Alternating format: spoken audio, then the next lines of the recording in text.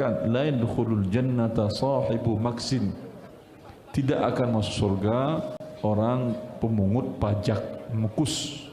Mukus itu sama dengan pajak sekarang. Hukum asal pajak adalah kezaliman. Nabi SAW pernah mengatakan, la yadkhulul jannata sahibu maksin. Tidak akan masuk surga orang yang narik pajak.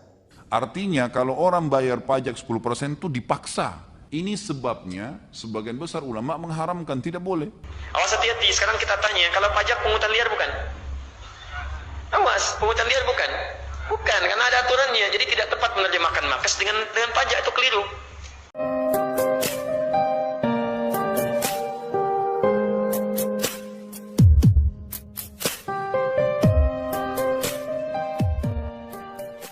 Assalamualaikum warahmatullahi wabarakatuh. Sebagaimana yang kita lihat di video tadi, bahwa Ustadz Wahabi beramai-ramai mengharamkan penarikan pajak. Kata para Ustadz Wahabi ini, penarikan pajak kepada rakyat muslim itu adalah sebuah kezaliman, dan kezaliman adalah haram, tidak boleh dilakukan oleh pemerintah kepada masyarakat. Saya kurang paham ya, kenapa Ustadz Wahabi ini kok bisa mengatakan pajak itu sebagai kezaliman.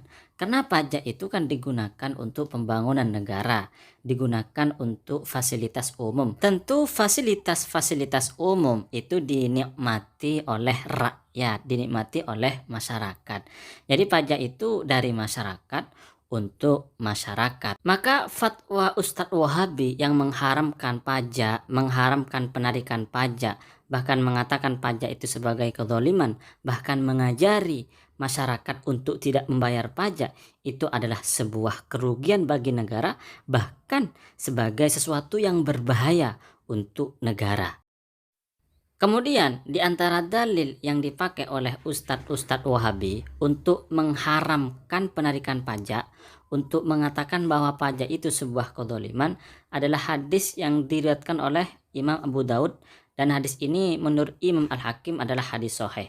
Hadisnya adalah la yadkhulul jannah, tidak masuk surga, sahibu maksin, adalah pengambil maksin. Lafadz maksin oleh Wahabi diartikan sebagai pajak, sehingga artinya begini, la yadkhul jannah, tidak akan masuk surga, sahibu maksin, orang yang mengambil pajak, orang yang menarik pajak.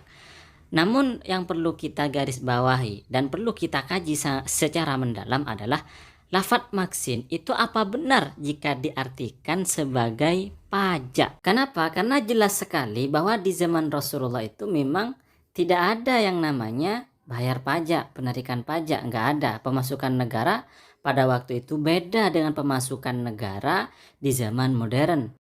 Maka ketika kita mengkaji arti dari lafadz maksin, itu ternyata berbeda sekali dengan penarikan pajak di zaman modern yang dilakukan oleh negara-negara. Kenapa demikian? Karena ternyata arti maksin itu adalah pungutan liar yang diambil untuk kekayaan diri sendiri, yang diambil untuk kepentingan diri sendiri, bukan pengambilan yang dilakukan untuk kepentingan umum.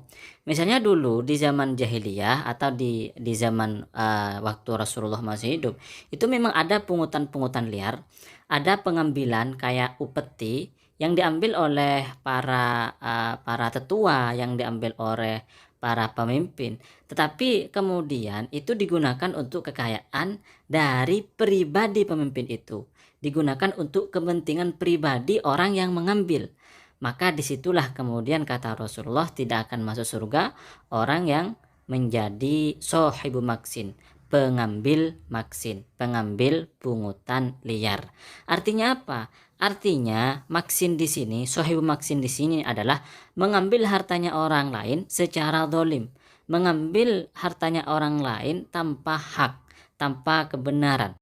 Sedangkan pembayaran pajak yang dilakukan oleh negara kita, misalnya Indonesia, itu nggak sama dengan praktek maksin yang ada di zaman dahulu. Kalau sekarang penarikan pajak itu digunakan untuk kepentingan negara kita. Misalnya di sini disebutkan manfaat pajak itu untuk apa? Ya, pertama untuk dana alokasi umum.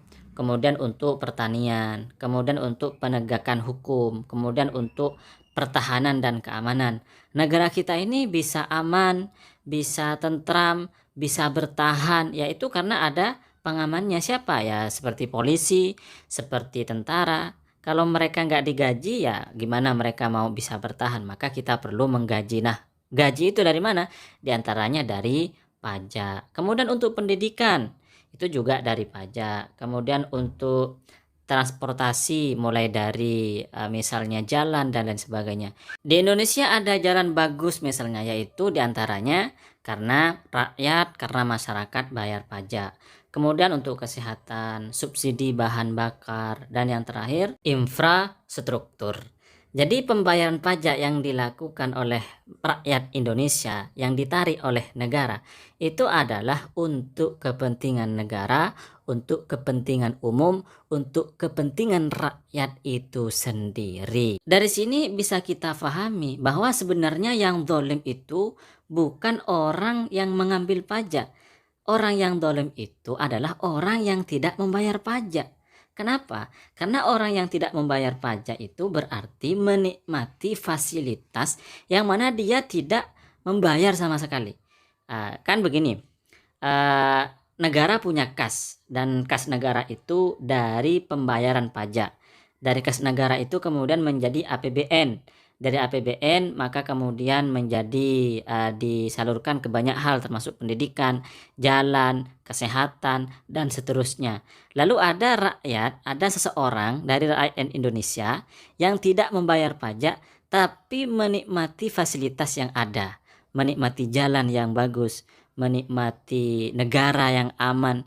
Dia karena negara aman dia bisa berbisnis, karena negara aman, tentram, dia kemudian bisa merasakan nikmat hidup di negara Indonesia, tapi dia sama sekali nggak bayar pajak. Maka sebenarnya dia yang zalim.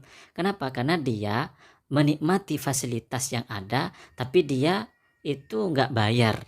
Orang lain yang disuruh bayar, tetangganya yang disuruh bayar, temannya yang disuruh bayar, rakyat-rakyat yang lain yang disuruh bayar. Bahkan mungkin ada rakyat yang lebih sengsara dari dia bayar pajak, dan kemudian fasilitas yang dihasilkan dari pajak itu dia nikmati, dia nggak bayar pajak. Ini yang sebenarnya itu malah yang zalim, yang tidak bayar pajak sebenarnya.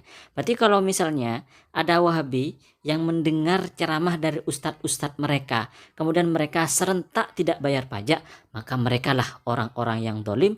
Ustadz-ustadz Wahabi lah orang-orang yang sangat zalim. Kemudian yang juga perlu kita ketahui bahwa wajib bagi kita untuk ikut aturan-aturan pemerintah. Wajib bagi kita untuk taat kepada pemimpin. Wajib bagi kita untuk taat kepada aturan negara dan kebijakan dari pemerintah. Kenapa demikian? Ya karena menurut Islam itu kita memang diwajibkan untuk taat kepada pemimpin selagi bukan maksiat kepada Allah Subhanahu wa taala.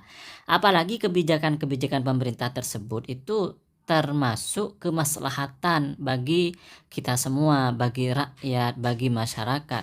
Dan di dalam penarikan pajak itu sebagaimana yang sudah kami jelaskan di awal, bahwa penarikan pajak itu adalah untuk kepentingan kita sendiri, untuk kepentingan negara, untuk kepentingan rakyat Indonesia. Oleh karenanya maka tidak ada alasan bagi kita untuk tidak taat, karena taat kepada pemimpin itu adalah hal yang wajib. Tidak taat kepada pemimpin berarti melanggar syariat dan berdosa.